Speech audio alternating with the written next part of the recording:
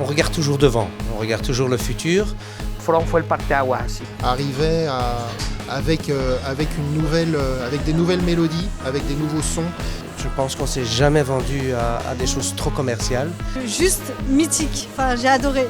Me parece que su influencia es innegable y que merecen el reconocimiento. Front 242 fait encore la musique différemment parce que on n'adhère pas à cette formule. Et qui m'a ouvert à toute cette musique que je connaissais pas du tout, cette musique qu'on appelle electronic body music.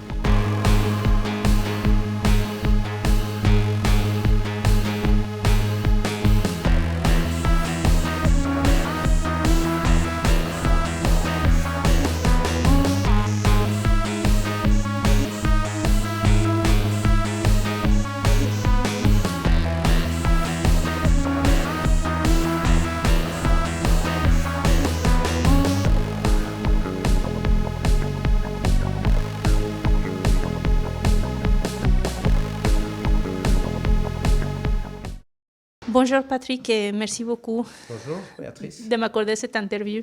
Ok. Alors, je voudrais parler avec toi un peu sur Front 242. On sait dans les interviews qu'on voit un peu à la télé et aussi dans la presse écrite, on parle beaucoup de vos origines et comment vous êtes le seul groupe en Belgique qui faisait de la musique de ce genre à l'époque. Donc on va pas revenir sur ça, mais qu'est-ce que c'est pour toi aujourd'hui d'être Front 242 après plus de 40 ans? C'est une bonne question. En fait, je peux pas vraiment le définir parce que c'est tout un parcours. C'est quelque chose qui est très organique presque. C'est quelque chose qu'on a vécu et on regarde jamais en arrière. Donc en fait, même si des gens disent parfois qu'on est une référence et que c'est un groupe important, etc., on regarde toujours devant. On regarde toujours le futur. Donc pour moi, il y a encore plein de choses qui restent toujours à faire. Et donc, par contre, Front 242, c'est quand même un groupe qui a gardé une certaine intégrité dans sa carrière, qui a fait des albums et de la musique qui est resté quelque chose dans lequel on croyait. Je pense qu'on s'est jamais vendu à des choses trop commerciales et ça reste quand même une carrière pour moi dont je peux être fier sans être prétentieux. Front es el padre del EBM.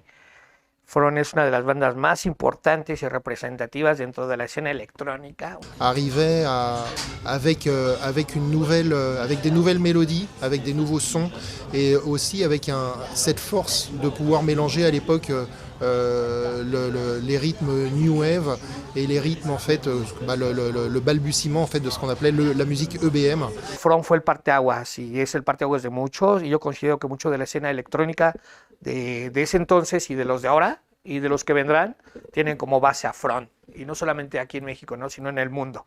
Masters. Me parece que su influencia es innegable y a la fecha podemos encontrar gente que hace versiones de sus clásicos y de las cosas que siguen sacando con sonidos, como comentaba, tanto muy vanguardistas como los retro que estaban haciendo ellos por allá en los años 80.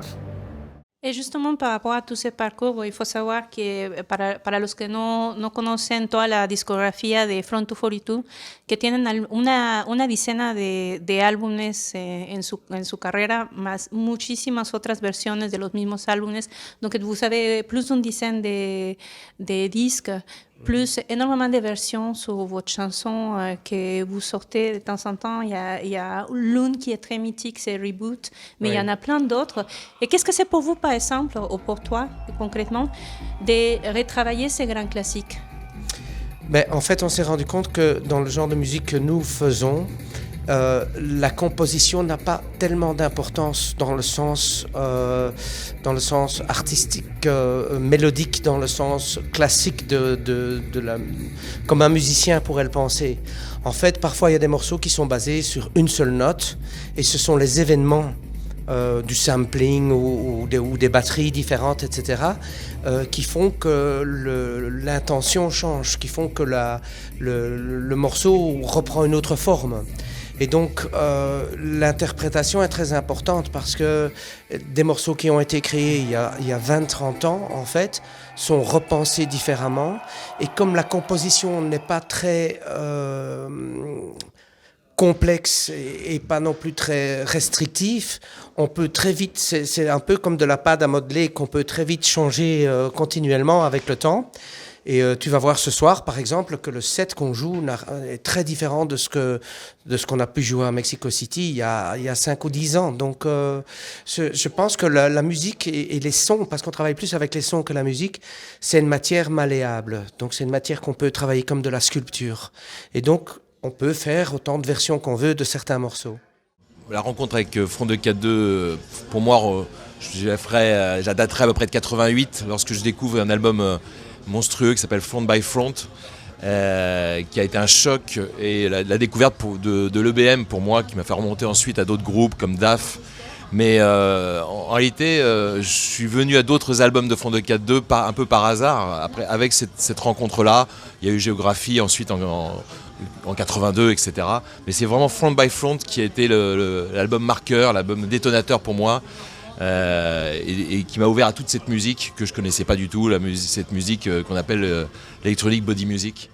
Et justement, tu parles beaucoup au niveau de son, mais pour ceux qu'on connaît les concerts de Front 42, on ne peut pas s'empêcher de dissocier la musique de l'image. Et la musique est présente depuis au début de votre carrière. Et comment vous choisissez aujourd'hui les images qui vont accompagner votre chanson? Ben, c'est souvent une question de feeling, évidemment. Il y a toujours ce côté un peu underground qui fait qu'on est plutôt dans quelque chose de plus noir plutôt que rose. Mais je pense que c'est un feeling qui bouge avec l'époque aussi. Hein. Les vidéos aujourd'hui sont différentes de celles qu'on avait avant. Mais il y a toujours une importance d'avoir une imagerie, une imagination, un fantasme qui vient avec la musique. Parce que tout au début, dans les années 80, beaucoup de gens ne comprenaient pas notre musique. Il y avait le rock, le jazz, où il y a plein de stéréotypes, où il y a plein de manières de comprendre des codes. Et nous, quand on a commencé la musique électronique, il n'y avait pas trop de codes pour comprendre ce qu'on faisait. Donc, on avait besoin d'images pour encore aider à comprendre la direction qu'on prenait. Et je pense que c'est un amalgame de différentes disciplines artistiques, architecture, danse. On s'intéresse beaucoup à plein de choses. Et ce qui est important aussi, c'est d'avoir donné un aspect physique à la musique électronique, parce que ça, c'est important pour nous. Et de pouvoir développer un concert de front, c'est essayer de développer tous les sens, pas uniquement... en fait, une chanson, c'est presque un travail littéraire. Donc une chanson, elle explique avec un message, etc. Nous, on prend pas les codes de la chanson. Les codes qu'on a, c'est la lumière, la fumée, les clips, les danseurs, la scénographie, la chorégraphie sur scène, les couleurs. Donc on travaille vraiment peut-être un peu plus comme le théâtre sur scène, que vraiment quelqu'un qui présente ses chansons comme Bob Dylan ou d'autres artistes. Où voilà, on a la chance d'avoir des artistes comme Front de 4-2 où la musique reste intemporelle. Et ça, c'est quelque chose qui n'est pas donné à beaucoup d'artistes, en fait, de pouvoir écouter un album 40 ans après qui n'a pas pris une ride, à mon sens. Moi, j'appelle ça des morceaux parfaits, en fait. Et effectivement, quand on a ce plaisir de réécouter des albums qu'on a achetés quand on avait 16 ans, ou 17 ans, ou 18 ans, de réécouter ça sur scène aujourd'hui, interprété avec une justesse et une qualité de son absolument impressionnante. Justement, en parlant de cet aspect physique de votre musique et de cette théâtralité sur la scène, comment expliquer cette paradoxe entre Front 42, quand on écoute votre musique chez nous, il y a une petite esthétique qui est assez froide, assez mécanique, et qui est un total paradoxe avec Front 42 en scène. Comment vous arrivez à dégager une telle énergie sur la scène? Mais en studio, c'est une lutte avec les machines. Et donc là, c'est un autre un autre match de catch, si tu veux, où là, les machines, surtout au début des années 80, n'étaient pas flexibles du tout. Très compliqué, il n'y avait pas de mémoire pour garder les sons, etc. Donc, il y avait des modes d'emploi qui étaient énormes, il fallait lire plein de pages pour comprendre ce que tu faisais. Donc, en studio, c'était vraiment une lutte avec les machines et ça se sent dans la manière dont la musique est amenée. Alors, cette musique a été un peu repensée pour le live, puisqu'on travaillait avec des êtres humains. Et l'imagerie a aussi été repensée sur le live.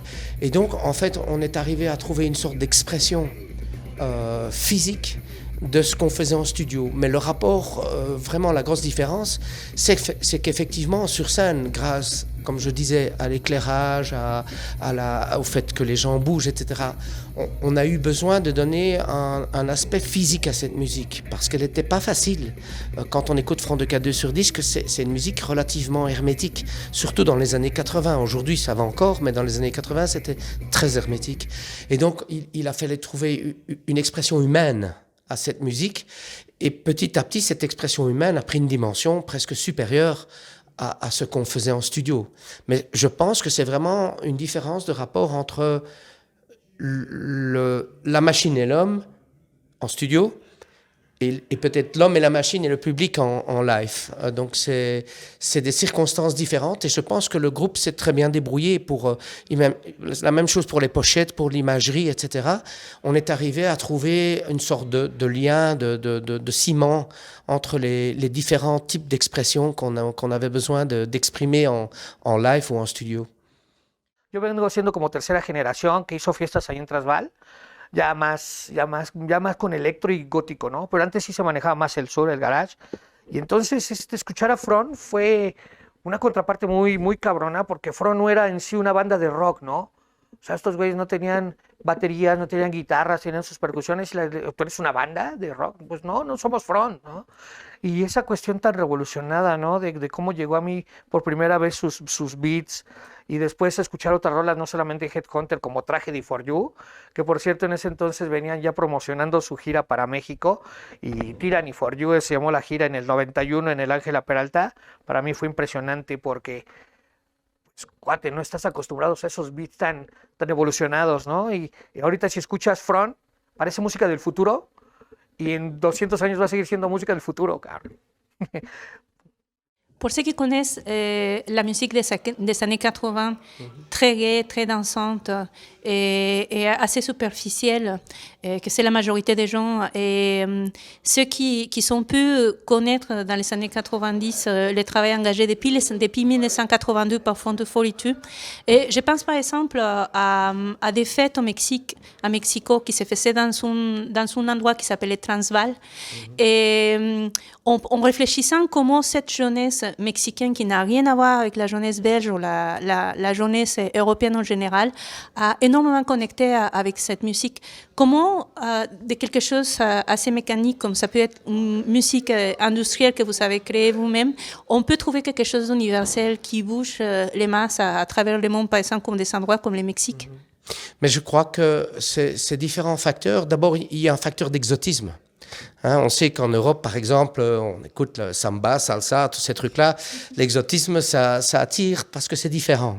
Donc, il y a une question de différence qui est quand même intéressante.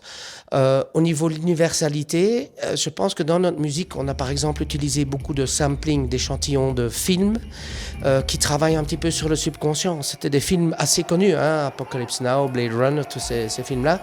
Donc, je pense que le fait de ne pas travailler avec une musicalité absolue, c'est-à-dire une belle composition, mais de travailler avec des sons et de permettre en fait une interprétation multiple, ça donne aussi énormément d'élasticité à ta musique. Et donc, l'interprétation est beaucoup plus ouverte aussi. Je pense que Front de K2 n'a pas non plus énormément de morceaux de musique qui sont dans des modèles ou des formats. Il y a des morceaux qui sont plus longs, moins longs, très bizarres. Et je pense que ça aide à faire travailler l'imagination et que donc les gens en fait interprètent en fonction de leur culture. Et ça, c'est un grand avantage. Je pense qu'au cinéma, tu as aussi des films à partir du moment où tu donnes la possibilité à la culture en face de toi de pouvoir l'interpréter comme ils veulent. je pense que les gens le prennent et interprètent et jouissent aussi de cette possibilité. Je pense, pour revenir à Bob Dylan, que quand tu écoutes un morceau de Bob Dylan, c'est comme ça, tu as le texte et tu ne peux pas tourner autour, tu as juste un peu de guitare, donc tu es branché, tu es braqué sur ça, c'est de la poésie, tu ne peux pas faire autrement. Je pense que les morceaux de Front de 4-2 sont très ouverts, en fait. On peut interpréter ça de manière... Il y a un côté dansant aussi, hein, dans les années 80. Et puis, il y a aussi une maladresse. Je pense qu'il y a énormément de maladresse, surtout dans les premiers albums. Et ça a un charme aussi. Je pense que les gens aiment bien quelque chose qui est différent et qui n'est pas parfait. Entre los cassettes que traía mi hermano y que nos importaba, estaba el Official Version, que es a la fecha de uno de mis favoritos. Escuchar y tocar música cuadrada, como es el rock, era algo sencillo para mí, pues empezaba con la guitarra, 1, 2, 3, 4, pero yo quedé muy impresionado, influenciado por cómo en ese disco la música no tenía vueltas, cada ritmo cambiaba, cada siguiente tramo no eran las mismas percusiones, le metía más, le metía menos, descomponía los tiempos y eso a la fecha me ha dejado muy impresionado. Justement, c'est quand on voit ce qui s'est fait à l'époque et l'attribution qu'on vous donne de créer les IBM, l'Electro Body Music, et voir que, comme tu dis, qu'il y a quelque chose qui reste fidèle à soi-même dans votre musique. Aujourd'hui, quand on entend les mots IBM, on parle d'énormément de possibilités par rapport à la musique, mais comment vous sentez votre empreinte dans les IBM? Parce que finalement, malgré tous les groupes qui vous sont succédés, ce n'est pas Front to 42. On entend un morceau de Front to 42, on sait que c'est Front to 42. Comment vous vivez finalement tout ce qui est venu après vous? Mais je pense qu'à un moment, sans le faire exprès, on crée une forme de recette. Donc une recette, ça peut être une ligne de basse avec une batterie très en avant et un chanteur qui crie. Hein. Ça, c'est une des formules EBM. En live, c'est la même chose. Il y a un percussionniste, quelqu'un qui tape sur des pads, et puis un clavier et un chanteur. Donc il y a des recettes, un peu comme la soupe. Hein. Donc le rock aussi a ses recettes, hein. Bass, guitare, batterie, etc. Je pense qu'au début, nous, on a voulu faire autre chose et que les gens ne pouvaient pas définir notre musique. Alors, comme l'idéal pour moi, c'est dire Front de 4-2 fait de la musique Front de 4-2. Mais donc on a dû quelque part trouver un label, un trademark ou quelque chose comme ça, et on a choisi EBM. Après, c'est devenu beaucoup plus conventionnel pour moi. C'est moins intéressant parce qu'on parlait là tantôt de la musique des années 80. Moi, je parlais de maladresse, mais il y a aussi énormément de liberté dans cette musique des années 80. Les gens faisaient des choses sans se rendre compte qui pouvaient être ridicules, mais c'était génial. Et pour moi, c'est ce qui manque un petit peu dans la musique électronique EBM, c'est de la recherche. Je le trouve plus facilement encore dans peut-être d'autres genres ou d'autres artistes, parce que je pense que les gens qui se disent « Ah oui, mais c'est une formule, on va le faire comme ça », ça ne marche pas. Parce que je pense qu'effectivement, Front de 4-2 fait encore la musique différemment parce que on n'adhère pas à cette formule, on n'accepte pas cette formule. Pour nous, ça, c'est très bien si c'est ce genre-là qui vit et que des gens trouvent leur plaisir, mais je pense que nous, on a encore cette mission d'essayer de faire autre chose. Bien, moi, ça me permet de me dire que voilà, on a une vraie richesse artistique dans ce milieu et des groupes comme Front de 4-2 naturellement seront restent des groupes cultes qui à mon sens ont permis à toute une génération derrière eux de pouvoir apporter comment dirais-je, une vraie créativité musicale et de faire évoluer ces sons, de faire évoluer les sons en fait de manière à toucher les nouvelles générations. Et justement, par rapport à cette mission que vous avez et par rapport à ce que tu dis de les labels que vous avez trouvés avec lesquels vous vous sentez à l'aise, est-ce que le fait de ne pas faire partie du mainstream, de ne pas avoir un label qui est derrière vous après 40 ans de carrière, est-ce que ça vous donne liberté au niveau des concerts, au niveau de ce que vous voulez faire en tant qu'artiste? Oui, tout à fait. En fait, aujourd'hui, les grosses firmes de disques, pour moi, n'existent plus. C'est terminé, cette sorte de grande machine qui essaye... Bon, ça existe toujours pour Lady Gaga et un tas et ils en ont besoin, c'est très bien comme ça, les gens aiment bien. Mais dans le milieu underground alternatif, par exemple, je pense qu'il faut faire son chemin, il faut choisir, il faut travailler avec des gens qui ont une éthique qui est un peu égale à la nôtre. Même si on perd un petit peu en distribution, qu'on est moins en focus ou qu'il y a moins de promos et des choses comme ça. Je pense que le mot essentiel, c'est l'éthique, l'intégrité, ces choses-là, que je me lève le matin, je me regarde dans le miroir, je me sens encore bien, tu vois. Et je pense que le rêve de beaucoup de jeunes groupes qui croient que le label va les sortir de ça, c'est une erreur. Je pense qu'aujourd'hui, on doit vraiment compter que sur soi-même. Et c'est très difficile aujourd'hui, beaucoup plus difficile qu'avant. Mais oui, cette notion parce que la musique est devenue beaucoup plus facile à faire, parce qu'il y a plus de machines, plus de possibilités, etc., etc. Mais ce qui manque quand même, c'est la substance. Je pense que il faut, avant de se dire « je suis un musicien, j'ai un groupe », il faut peut-être se poser la question « est-ce que j'ai envie d'être un artiste ?» Vraiment, le mot artiste ne vient pas souvent dans la notion de bands, groupe, machin comme ça. Pourtant, c'est quelque chose de relativement important parce que il faut vraiment penser à la substance de qui on est, de ce qu'on a envie de dire, de comment est-ce qu'on veut s'exprimer. C'est quand même des choses assez importantes. Comment est-ce qu'on communique, pour soi-même aussi, hein. Donc c'est cette sorte de valeur humaine. Je pense que c'est quelque chose qui s'oublie un petit peu parce que effectivement la technologie est très facile. Pues los conocí con su disco Geography y me enamoré de esa genial banda, de sus ritmos, de su hiperactividad, de su sonido, de su marcialidad y de su look, incluyendo su outfit muy al estilo militarizado con sus gafas negras, con sus pantalones militarizados y aparte ese baile de máscaras que tenían en continuación con su música. Justement, par rapport à cette facilité, est-ce que tu penses qu'il y a encore une possibilité de faire de la musique underground avec Internet, avec YouTube, de trouver un son, d'avoir cette réflexion en étant envahi tout le temps par plein de sources sur YouTube? Oui, je pense que c'est toujours possible. Le problème, c'est de pouvoir ressortir de cette masse. Parce que les gens vont pas nécessairement vous trouver. Donc,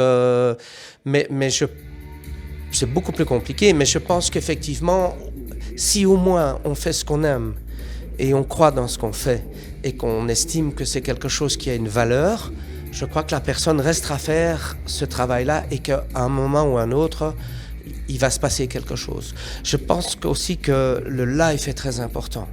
C'est-à-dire que les gens ont besoin de voir en face d'eux ou d'entendre ou de vivre quelque chose, un événement, avec une personne en face d'eux et que ces personnes sentent vraiment qu'il y a une générosité, qu'il y a un rapport, qu'il y a un échange. Ça, je pense que c'est quelque chose qui manque dans nos sociétés, de toute façon, que ce soit en musique ou en relations sociales, partout. Donc, il y a une demande pour un rapport des cinq sens, un rapport comme je disais, de générosité, de quelque chose qui se passe entre un public et un artiste. Ça, c'est important. Et c'est quelque chose qui est pas facile à trouver non plus. Donc, ça se trouve essentiellement quand on va voir un concert ou quand on découvre quelque chose. Mais faire juste un morceau, le mettre sur Internet et avoir même 6000 likes, ça va pas, vous allez pas avancer avec ça, quoi. Qu'est-ce que vous pensez du concert de Front 42 parce que vous venez de Toulouse, c'est ça? C'est vrai qu'on vient de loin. Alors pour ma part, c'est la première fois que je les vois en concert et c'est juste mythique. Enfin, j'ai adoré. Pour moi, c'est la troisième fois que je les vois. Après voilà, on va encore faire Montpellier et Toulouse. Donc voilà, déjà terminé que j'ai déjà hâte de les revoir sur scène. Avancer et puis travailler avec des autres artistes pendant 40 ans, est-ce que c'est chose facile pour Front 42 parce que là, ça fait 40 ans que vous travaillez ensemble. Oui, c'est pire qu'un mariage. Mais Non, je crois que l'avantage qu'on a eu, c'est que depuis le début, en fait, on a souvent dit ça dans des interviews, on fonctionnait en fait comme une armoire, avec des tiroirs. Et chacun de nous savait exactement quelles étaient ses limites. Et moi, je savais exactement quel membre du groupe était plus fort que moi, et on s'arrêtait là. Pas besoin, comme dans un groupe rock, de faire un solo de guitare ou le batteur qui veut qu'on l'entende ou des choses comme ça. Les gens ont très vite compris qu'en fait, leur meilleur moyen de s'exprimer, c'était comme ça. Richard, c'est la scène, c'est une bête de scène. Il est moins fort en studio, mais bon, il fait son boulot aussi en studio. Mais voilà, la scène, c'est lui. Moi, je m'occupais beaucoup de sampling et de composition. Daniel, beaucoup d'éléments techniques. Jean-Luc, le côté lyrique des voix. Et donc, on est resté très fort dans cette notion de chacun sait exactement comment est-ce qu'on peut être complémentaire.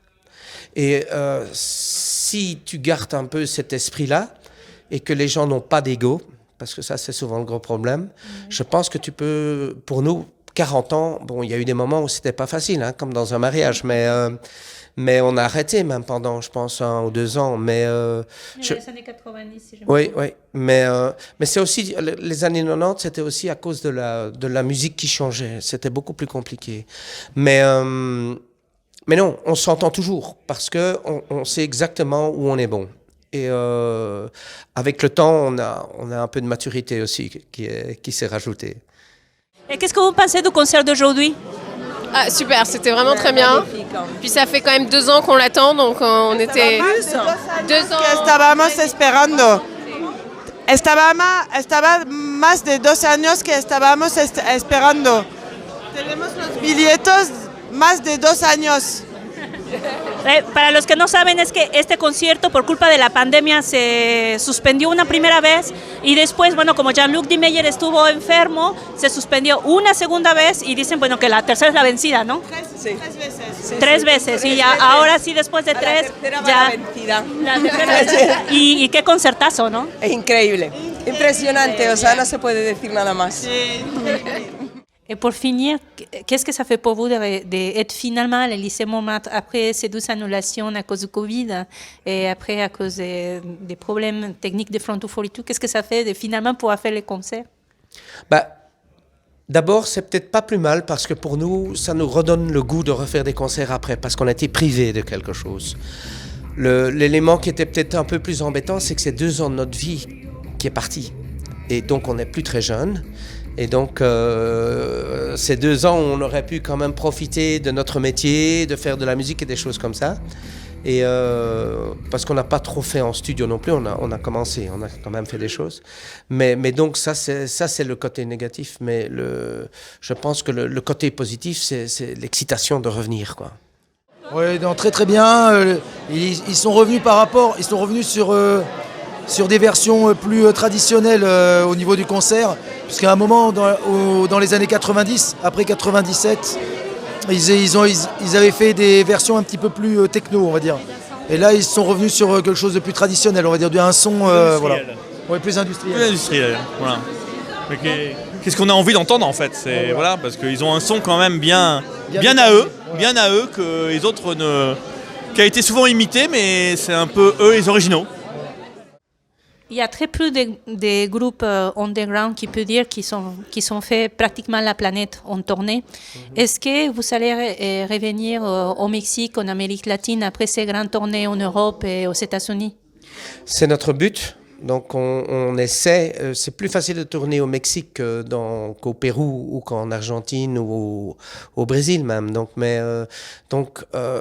le problème c'est de trouver des promoteurs et de pouvoir tourner. Je pense que le Mexique c'est quasiment certain qu'on va y aller parce que là on peut faire 2-3 villes et à la limite revenir en Europe. Je pense que pour l'Amérique du Sud c'est plus compliqué parce que d'abord il faut trouver les promoteurs, les vols, l'avion et tout ça, c'est pas toujours facile. Donc l'Amérique du Sud, je suis pas sûr. J'ai envie, tout le monde a envie de le faire. Mais voilà, pour ta réponse par rapport au Mexique, puisque c'est une TV mexicaine, là, oui, il y a beaucoup de chances qu'on revienne, oui. Pues ya escucharon y esperamos realmente que los podamos ver. Merci beaucoup pour cette interview. Front es una de las partes importantes en el Gran Engrane de lo que es tecnología, ciencia, progreso, ¿no? Lo cual inmiscuye escritores como Asimov o Ray Bradbury y demás. Y pues sí, se mete como un chip en tu cabeza y te da una base para que empieces a pensar en el futuro y nuestra humanidad y nuestras cuestiones hacia dónde queremos llegar ya como humanos, ¿no? Más allá de las estrellas y estas cosas. Y Front es algo que visualmente te lleva a ellas.